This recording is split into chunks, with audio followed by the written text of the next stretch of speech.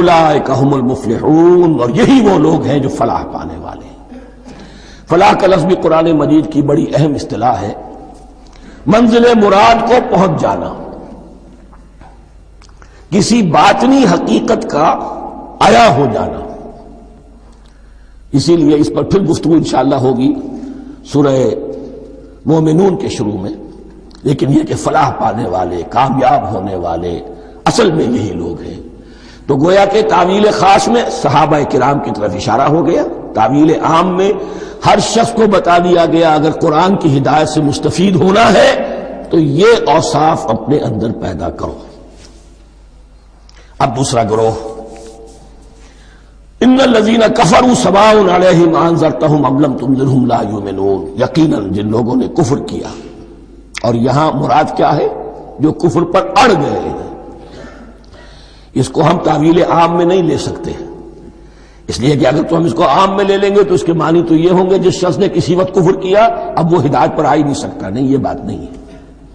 کوئی کفر میں ہے، وہ غالطے کی بنا پر ہے، عدم توجہی کی بنا پر ہے، حق اس پر واضح نہیں ہوا ہے اس لیے ہے، تو آپ اسے سمجھائیں گے، انذار و تبشیر سے اسے فائدہ ہو جائے گا، واعظ و نصیحت سے فائدہ ہو جائے گا۔ ایک وہ ہے کہ جو حق کو سمجھ کر، پہچان کر اور پھر اڑ گئے، ضد کی وجہ سے، ہٹ دھرمی کی وجہ سے، تعصب کی وجہ سے، تکبر کی وجہ سے، حسد کی وجہ سے۔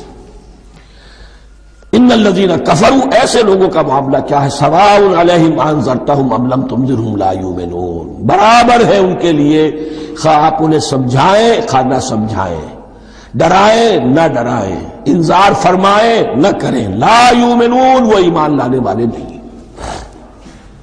وہی بات جو میں نے کہی تھی کہ سوتے کو جگایا جا سکتا ہے، جاگتے کو کیسے جگائیں؟ ختم اللہ علی قلوبہم وعلی سمعہم وعلی ابصارہم غشاوہ، ان کے دلوں پر اللہ نے مہر کر دی ہے۔ کیوں کر دی ہے؟ یہ ابتداء مہر نہیں ہوئی، جب حق کو پہچان کر انہوں نے رد کر دیا، اس کی پاداش میں، اس کی سزا کے طور پر۔ ختم اللہ علی قلوبہم، اللہ نے ان کے دلوں پر مہر کر دی ہے، وعلی سمعہم، اور ان کی سماعت پر بھی، وعلی ابصارہم غشاوہ، اور ان کی آنکھوں کے سامنے پردہ پڑ چکا ہے۔ یہ مضمون سورہ یاسین کے شروع میں پھر آئے گا بہت شر و بست کے ساتھ۔ وَلَهُمْ عَذَابٌ عَظِيمٌ، اور ان کے لیے تو اب بہت بڑا عذاب ہے۔ یہ دوسرا گروہ ہو گیا، ایک رکوع میں دو کو سمیٹ لیا گیا، کل ابھی 7 آیتیں ہوئی ہیں۔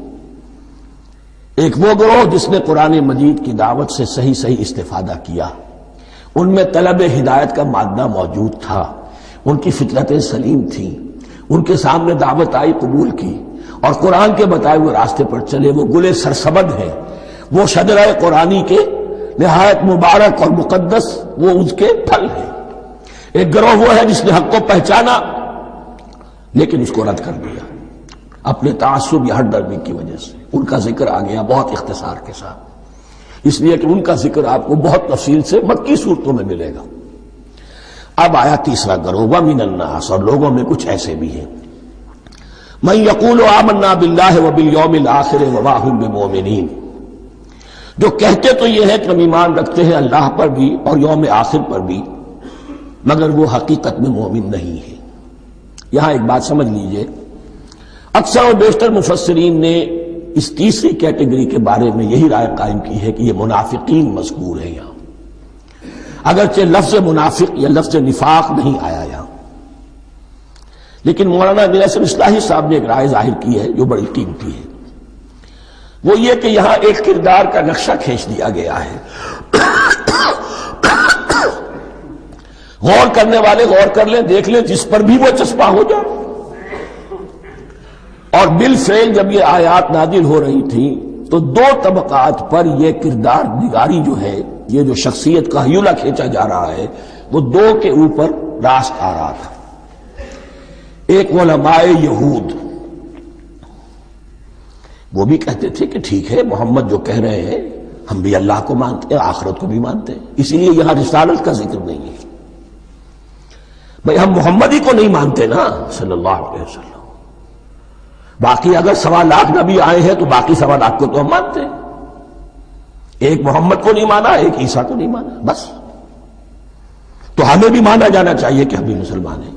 ہیں.